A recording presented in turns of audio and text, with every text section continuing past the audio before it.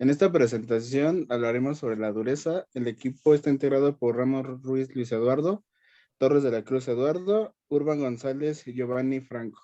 A continuación, mi compañero Luis les hablará sobre el tema. El término de dureza no es una palabra científica recién acuñada, sino que tiene un origen en el lenguaje cotidiano. La dureza tiene distintos significados. Para la industria metalúrgica puede considerarse como la resistencia a la deformación permanente.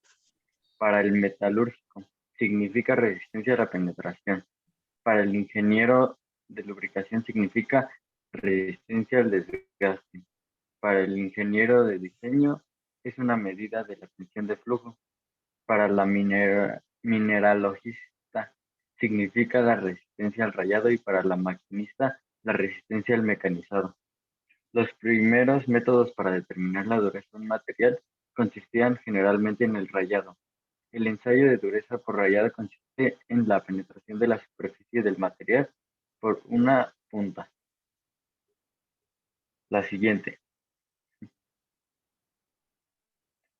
El ensayo de dureza es una herramienta esencial para diferenciar entre distintos materiales y para su análisis, desarrollo y mejorar materiales y tecnologías en el contexto de la investigación básica, ciencias de materiales, ingeniería de materiales y diagnóstico de materiales. Para medir la dureza de un material es importante hacer la preparación metalográfica de dicho material, en la que se estudia la estructura y constitución de los materiales para estudiar la microestructura de los materiales, y esta se debe de preparar minuciosamente la superficie efectuando los siguientes pasos. 1. Cortando la muestra. 2. Montaje de baquelita. El 3. Desbaste, lijado y pulido con lijas de carburo de silicio, con diferentes granulometrías. 4.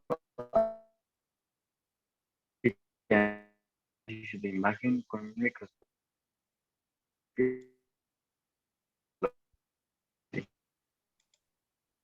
La siguiente. La historia de los anillos de dureza. Dos filósofos griegos, Demócrito y Aristóteles, consideraron que la dureza era un atributo que distinguía a los materiales en la antigüedad y la Edad Media. La única forma de probar la dureza de un material era a través del comportamiento de las armas y herramientas de acero. Una de las primeras formas de ensayo de rayado se remonta a René Antoine Fairchild de 1683 a 1757. Su escala de pruebas consistía en comprimir un prisma de un material contra otro de dureza conocida como un patrón para determinar la dureza del primero.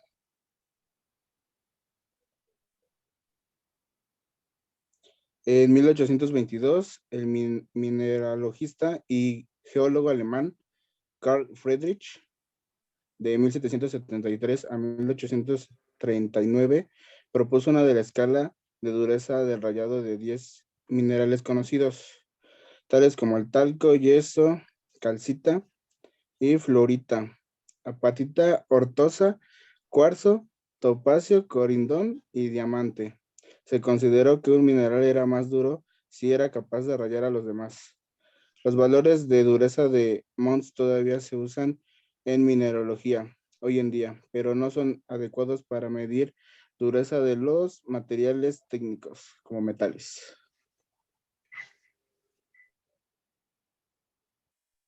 Los ensayos de dureza. Estos ensayos de dureza consisten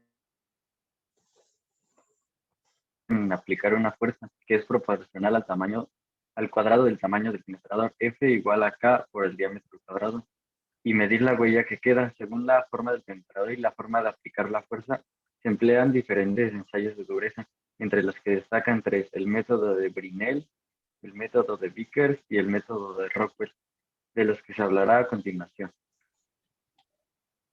La dureza de Brinell. Este método consiste en aplicar una fuerza a una bola de acero y calcular el cociente entre la fuerza y la superficie de la huella, que viene dada por la expresión S igual a sobre el diámetro por F. El diámetro D de la huella se mide fácilmente con un microscopio, pero la profundidad de F no es sencilla, por lo tanto se busca la relación matemática entre los valores. A continuación, el compañero Urban.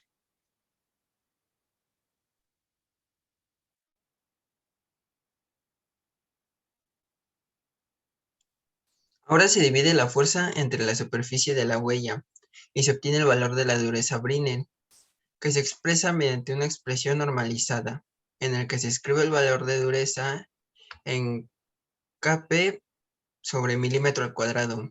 Las letras HB, hardness Brinell, el diámetro en milímetros de la bola y la fuerza kp y el tiempo que dura la aplicación de la fuerza en segundos. 100 HB es 5250-30.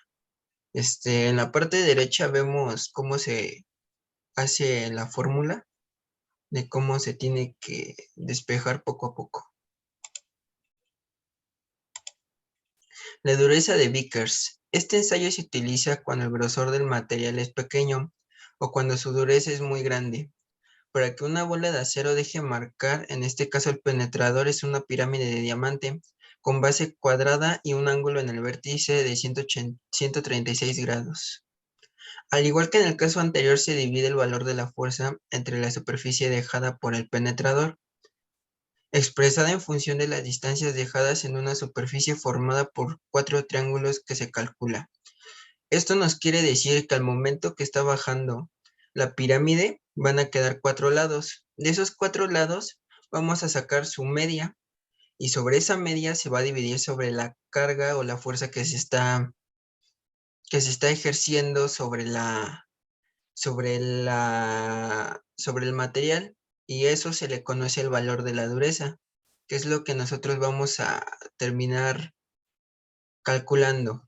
De forma idéntica que en la dureza de Brinell, en la escala de Vickers también se indica el valor resultante de dividir la fuerza entre la superficie, es lo que acabo de mencionar, y la expresión normalizada consiste en escribir este valor, las iniciales HV, hardness Vickers, y luego la fuerza aplicada en Kp. La dureza de Rockwell. Los ensayos anteriores no se tiene en cuenta que el material penetrado tiene una cierta recuperación elástica. Tras la desaparición de la carga, para obviar este punto se desarrollaron los métodos de Rockwell, en los que además se mide la profundidad de la huella mediante máquinas de precisión llamadas durómetros. Se usan penetradores y fuerzas normalizadas para cubrir un amplio aspecto de materiales, y cada combinación recibe una letra, de las cuales las más frecuentes son las escalas Rockwell B, con una bola de acero, y Rockwell C, con un cono de diamante. El proceso es el siguiente. Cada tipo de escala que se ocupa es diferente. Por ejemplo, el tipo de material. Se puede ocupar la bola de acero o el cono de diamante. Dependiendo del material que uno vaya a ocupar, es como se va a ocupar la escala.